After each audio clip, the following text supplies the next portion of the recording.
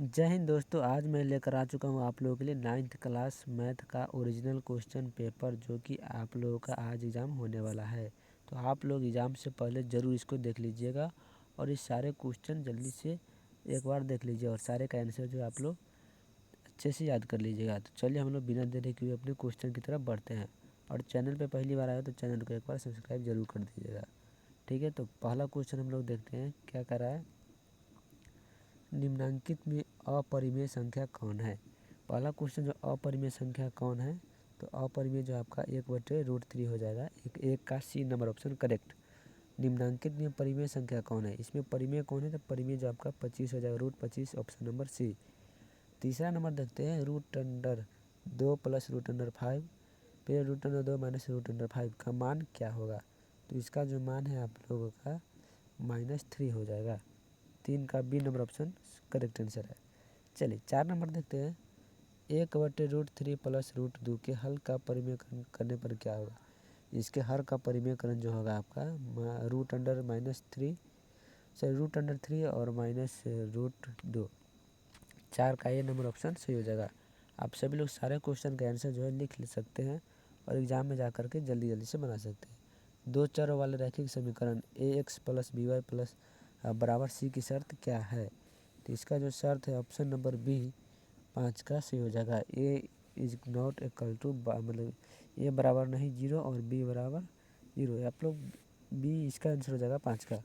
6 number देखते हैं। x/5 -10 बराबर 0 में y x तथा y वहाँ पर y होगा कि y का गुणन मतलब कि गुणांकों का गुणनफल क्या होगा। तो इसके जो गुणांकों का गुणनफल होगा इनमें से कोई नहीं। 7 नंबर देखते हैं। 2x - 3y + 4 बराबर 0 में x और y के गुणांकों का योगफल कितना है। तो x और y के गुणांकों का जो योगफल है आपका -1 हो जाएगा। क्वेश्चन उतना क्लियर नहीं दिख रहा है, लेकिन आप लोगों को इसी से काम चलाना पड़ेगा। चलिए बिंदु -3, -5 किस चतुर्थांश में स्थित है। तो दोनों जो माइनस है तो ये जो हो जाएगा आपका तृतीय चतुर्थांश में स्थित है। बिंदु -2 और 5 की दूरी x अक्ष से है, यानी बिंदु जो -2 और 5 x अक्ष से कितना दूरी पर स्थित है। तो ये जो आपका 5 दूरी हो जाएगा। 9 का बी नंबर ऑप्शन सही। कोई चतुर्भुज ABCD एक समानांतर चतुर्भुज होगा यदि और केवल यदि, यानी केवल क्या होगा, जो ABCD एक समांतर चतुर्भुज होगा। तो ये जो आपका AB और CD बराबर AB बराबर CD होना चाहिए। चलिए 10 का ये नंबर ऑप्शन सही हो जाएगा। 11 नंबर देखते हैं।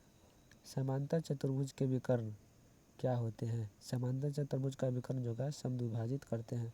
किसी चतुर्भुज के कोण 1:2:3:4 के अनुपात में है, तो उसके सबसे बड़े कोण का मान क्या होगा। तो सबसे बड़ा कोण जो है आपका 144 डिग्री हो जाएगा। चलिए 13 नंबर देखते हैं। यदि किसी समांतर चतुर्भुज के विकर्ण बराबर हो तो वह क्या कहलाएगा। समांतर चतुर्भुज का जब विकर्ण बराबर होगा तो वह कहलाएगा आयत। किसी सम चतुर्भुज के विकर्णों की लंबाई क्रमशः 6 सेंटीमीटर तथा 8 सेंटीमीटर है, तो उसकी भुजा की लंबाई कितनी होगी। तो उसकी जो भुजा की लंबाई है 5 सेंटीमीटर हो जाएगा। 14 का सी नंबर ऑप्शन बिल्कुल सही आंसर हो जाएगा। 15 नंबर देखते हैं। यदि किसी समांतर चतुर्भुज के विकर्ण बराबर हो तथा एक दूसरे के समकोण पर समद्विभाजित करे तो वह क्या कहलाएगा। तो वह जो कहलाएगा आपका समचतुर्भुज कहलाएगा। Option number C correct answer हो जाएगा। त्रिभुज ABC में AB तथा AC का मध्य बिंदु क्रमशः D तथा E हो, तो DE तथा BC में संबंध है। यानी DE तथा BC में क्या संबंध हो सकता है। तो इसमें जो आपका डी ऑप्शन नंबर बी इसका करेक्ट हो जाएगा 16 का। 17 नंबर देखते हैं। किसी चतुर्भुज में भुजाओं के मध्य बिंदुओं को मिलाने वाले बनी आकृति क्या कहलाती है। तो इसकी जो बनी आकृति कहलाएगी आपकी समांतर चतुर्भुज। चतुर्भुज के चारों कोणों का योगफल कितने समकोण के बराबर होता है। चारों का जो कोण का योगफल होगा आपका 4 समकोण के बराबर होगा। चलिए 19 नंबर देखते हैं। त्रिभुज PQR में PQ तथा PR का मध्य बिंदु क्रमशः S तथा T इस प्रकार है कि ST -6 है, तो QR की लंबाई कितनी हो जाएगी। तो QR की जो लंबाई हो जाएगा आपका 12 सेंटीमीटर। चतुर्भुज ABCD तथा त्रिभुज PBC एक ही आधार BC तथा एक ही समांतर रेखाओं के मध्य स्थित है तो उसके बराबर क्या हो सकता है। तो इसका आंसर हो जाएगा आपका एरिया ABCD/2। 20 का बी नंबर ऑप्शन सही हो जाएगा। किसी त्रिभुज की भुजाओं की लंबाई क्रमशः 5, 12 और 13 सेंटीमीटर है तो इसका क्षेत्रफल कितना होगा। तो इसका क्षेत्रफल जो आपका हो जाएगा 30 सेंटीमीटर। 21 का ए नंबर ऑप्शन सही हो जाएगा। 22 नंबर देखते हैं। किसी त्रिभुज की माध्यिका त्रिभुज को समान क्षेत्रफल वाले कितने भागों में विभक्त करती है। किसी त्रिभुज की माध्यिका त्रिभुज के समान क्षेत्र वाले कितने भागों में विभक्त करती है। तो ये जो है आपका 2 भागों में विभक्त करता है। यदि त्रिभुज ABC माध्यिका AD पर ई कोई बिंदु है तो एरिया ABE बराबर क्या होगा। एरिया ई बराबर जो हो जाएगा आपका ACE। त्रिभुज ABC में तथा AB तथा AC पर क्रमशः D तथा E बिंदु है। इस प्रकार है कि एरिया DBC बराबर क्या हो सकता है। तो एरिया DBC बराबर जो हो जाएगा आपका क्या कहते हैं DE-BC। Option number A. गोला का संपूर्ण पृष्ठ का क्षेत्रफल कितना होता है 3πr²। 14 सेंटीमीटर व्यास वाले गोले का संपूर्ण पृष्ठ का क्षेत्रफल 616 सेंटीमीटर हो जाएगा। अर्धगोले का संपूर्ण पृष्ठ का क्षेत्रफल कितना होता है।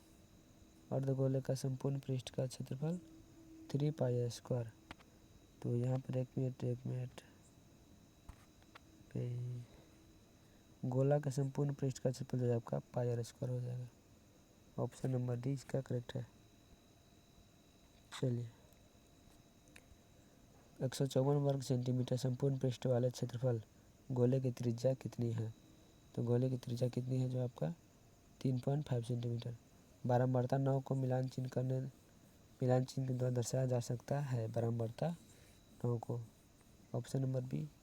वर्ग अंतराल 10 - 9 की लंबाई कितनी है। तो इसका लंबाई हो जाएगा इनमें से 9। ऑप्शन नंबर सी।